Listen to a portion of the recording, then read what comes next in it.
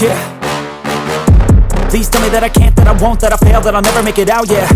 Please tell me all the bad, never good, fill my head full of every single doubt, yeah. Please say any negative thoughts, I pop off when I hear people say I cannot. I get off to the thought of proving everyone wrong, I won't stop to the top, so you better back off and get lost. I'ma stay loud, stay proud, never running out, never heading south. I'll be spreading out, call it word of mouth, can't put me down, I'll be getting loud. You can have your doubts, not what I'm about, have your cloud, it be raining now. I keep making sound, go another round, I'm legend bound, can't stop me now.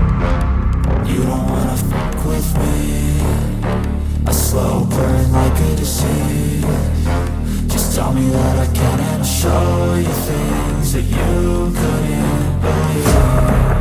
Just tell me that I can. Just tell me that I can. Welcome back to another episode of Rob Sports Center, man. As you can see by the title, today I'm finna finally be addressing this myth that's going around the NFL, and that's Lamar Jackson sucks in the playoffs. So that's been something that has really been bothering me and eating me alive, because we have a lot of people, like so-called analysts, that gets on national television and that likes to put all the blame directly on one person, opposed to looking at it from a team perspective. I understand that the quarterback, for the most part, is going to take a lot of the blame, but I think that the coaching, just as much as the quarterback, should be taking more of the blame. You know, I don't think that the quarterback should take 100% of the blame when their teams are losing. Like when we look at the Cowboys, and who's the first person we blame? Dak Prescott. We don't blame McCarthy, nor do we blame Jerry Jones. When you look at the Baltimore Ravens, when they lose, who they blame? Lamar Jackson. You don't ever blame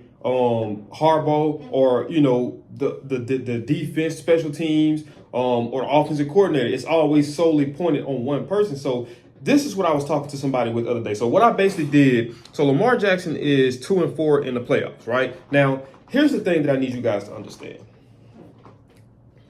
If Lamar Jackson was losing to teams like, let's just say if the Pittsburgh Steelers was able to luck up and get a wild card and he lost to them with George Pickens at quarterback, I could understand that. Let's just say if the New York Jets would have lucked up and got a wild card and he would have lost to them with Zach Wilson at quarterback, I can understand y'all saying this, but he's losing to Kansas City Chiefs, the team that went on this past season, that went on to play in the Super Bowl. Not only play, but win and beat a team arguably that it could have went for that was much better than them. So then we're going to swing on over to look at the first team that they beat in the playoffs was the Houston Texans, who's supposed to have been, one of the, and I don't want to put quotations on it, but who's supposed to, everybody had hyped up so much, which rightfully so. D'Amico Ryans and C.J. Stroud came in, both of their rookie years as quarterback, rookie years as coach, and did some phenomenal things. But still, look at how they beat them. They beat them in, a very dominant manner. You know what I mean? That game wasn't even close to a degree. So what I basically did was I took Lamar Jackson's 2023 season stats, and I compared them to his stats against the Chiefs, and I'm trying to using this to convey what I'm trying to get across to y'all. So Lamar Jackson 2023 season stats. He passed for 3,678 yards, 24 touchdowns, 7 interceptions, with a QB rating of 102.7. He rushed for 821 yards, and he rushed for 5 touchdowns. So now we're going to swing on over to his game versus the Chiefs. So he went 20 of 37 with passing for 272 yards, 1 touchdown, 1 interception, right? So look at his stats in terms of passing over the course of that 2023 season. That tells you with 3,000 some passing yards, 24 touchdowns, that we're not relying solely on him beating teams through the air. We're going to use him for what he's good at, and that's a dual threat. So he's going to have equal amount of stats statistically passing that he does rushing. You know what I mean? Because the Ravens are a run-heavy team. So he's never going to lead the league in passing. And this was always the thing that I have been saying about the Ravens for like the last 2 or 3 years. I just never got on here and said it. But the thing about the Ravens, because it's a ground and pound style of football. So it's great if you're able to jump ahead and to keep the clock moving. It's great from that perspective. But if you fall behind early, 14-0 or 10-0, and you fall behind, now you have to start going against what you normally would do, and that's starting to rely more so on passing. So whenever you have to do that, that can lead to mistakes and careless decisions, especially when you're trying to catch up, you're trying to, come from behind. So when you look at his rushing yards in that game, He had 8 carries for 54 yards, an average of 6.8 yards a carry with 0 touchdowns, right? But at the same time, he did average 6.8 yards a carry. So what's that? That's almost a first down, 2 carries. You know what I mean? So what I'm trying to get you guys to understand is this, right? Why do we take the credit away from Steve Spagnuolo and a very wonderful Kansas City Chiefs team? Why do we take that away from them and say that Lamar Jackson folded? I never seen anybody come out and say, man, we need to congratulate Steve Spagnuolo and the Kansas City Chiefs defense of how they were able to minimize Lamar Jackson. Here's the thing that I want you guys to understand. When you know how to play football at a high level, you never forget how to play football at a high level. I'm going to say that one more time. When you know how to play football at a high level, you never forget how to play football at a high level. So Lamar Jackson didn't go from the season stats of 2023 from 3,678 passing yards, 24 passing touchdowns, 7 interceptions, and a QB rating of 102.7 QB rating. Rush yards, 821 rush yards, 5 rushing touchdowns. He didn't go from that to just not to forget how to play football. So this is what I need you guys to understand. For every action, there's a reaction. So we know what is Lamar, what are the Baltimore Ravens' strength? It's their running game. It's using Lamar Jackson as a dual threat. So as a defense, what can I do to take away the option of him beating us with his legs? You can QB spy. You can do a lot of you can send a lot of different blitz packages, which if you know anything about Kansas City does. And now we're gonna make him think now. So okay, cool. We're gonna send a lot of blitz packages at Lamar Jackson. So guess what? Once we start sending those blitz packages, now we have to try to figure out, because if the offensive line isn't able to hold up long enough, now guess what? That leads to sacks, that leads to interception, that leads to throwing away balls, or that leads to, possible fumbles because you're trying to make something happen with your legs because there's nothing through air. So what else does Kansas City do? Kansas City is real good at their pre-reads, their defensive formation pre-reads. So if I'm a quarterback, let's say I'm Lamar Jackson, right, and I'm looking at the Kansas City Chiefs, I might be looking at a too high safety look. So in my mind, I'm thinking, okay, it's not cover 1 because it's a too high safety. If you know anything about defensive coverages, cover 1, that means you have 1 deep guy. Cover 2, that means you got 2 deep guys. So here and there. So if they're showing me that's the pre-read, I believe it's in cover 2. So I know what route beats cover 2s. It's where the weaknesses of it are like the seams deep down the field. So if I'm thinking they're in a cover 2 and I hike the ball with the intentions of passing against a cover 2, and now when I hike the ball, the strong safety drops down to the box and feels his responsibility, and now the free safety is hauling ass to maintain the perimeter of the field. Now guess what?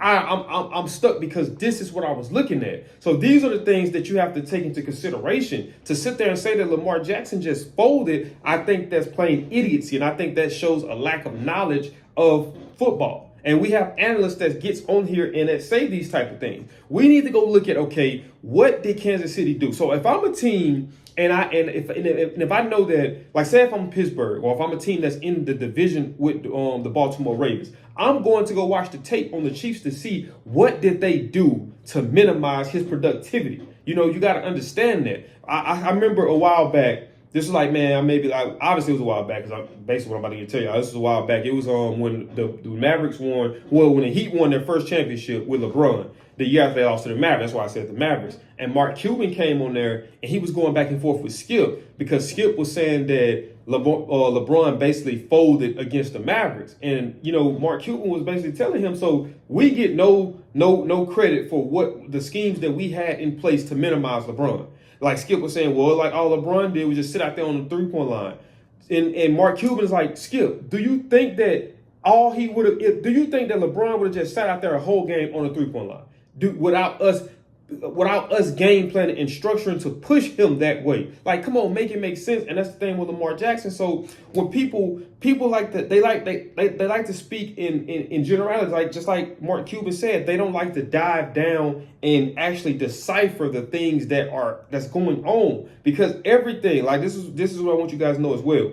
For every offense, there's a good to it and there's a bad to it. for every defense, there's a good to it and there's a bad to it. So I'm gonna give y'all an example of with the Chiefs. That's why the Chiefs defense was so good this year, because the thing with sending a lot of blitzes, a lot of times, it leaves your cornerbacks on islands. So if you're running a cover one, that means you only have one high safety. That's one deep player. That's it. Those two guys out there are on islands, because now you drop that strong safety to the box. And 9 times out of 10, if his man covers, the strong safety is going to pick up either the tight end, or depending on things get switched around, he might pick up the running back out the backfield. Or if it's, you know what I mean? So that's normally how that goes. So it's like if your front four, your defensive line and your linebackers can't get pressure consistently, you're leaving your receivers out there, your corners out there on islands. And if you think about it, what do the Ravens have at receiver? I think they got the guy, I forgot his name. He came out this year, but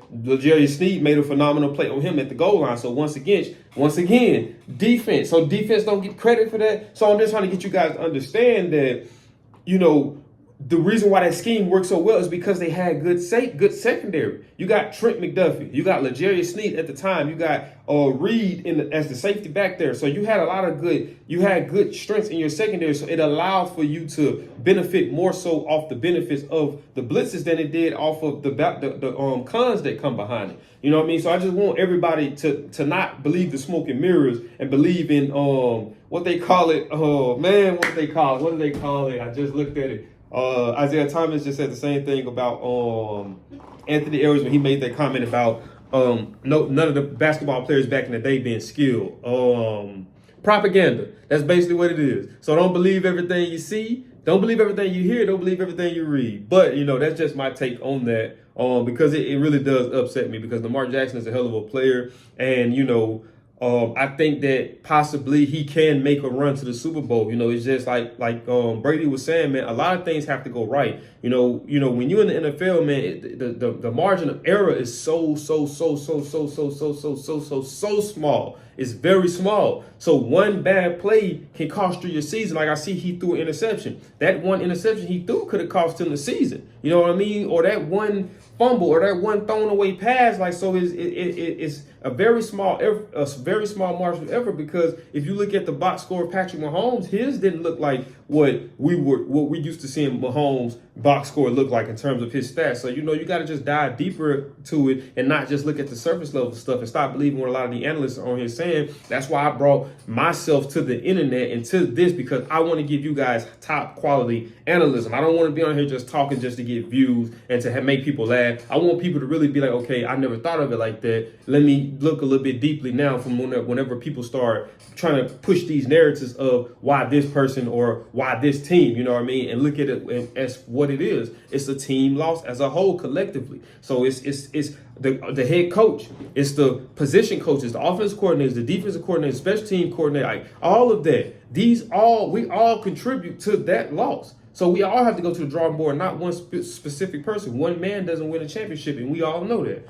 But I'm gonna drop the mic off with that one, but I'm just gonna be the pen. I'm gonna drop the pen off with that one. That is it for this video, man. If you guys did enjoy this video, do me a big favor, man. Smash this thumbs up button. Also, if you're new to the channel, man, make sure you subscribe. And when you subscribe, click that post notification bell, that way you be notified every time I upload, man. Because like you guys see, I got these videos coming back to back, man. Like I said, I'm trying to bring some of the highest quality sports analysis to YouTube and transcend past there. So you guys come with me now and watch me grow. And we're gonna grow together. And I'm gonna make sure you guys are always entertained and informed the best that I can. So I'm out this thing, and I'll see y'all in the next video. Peace.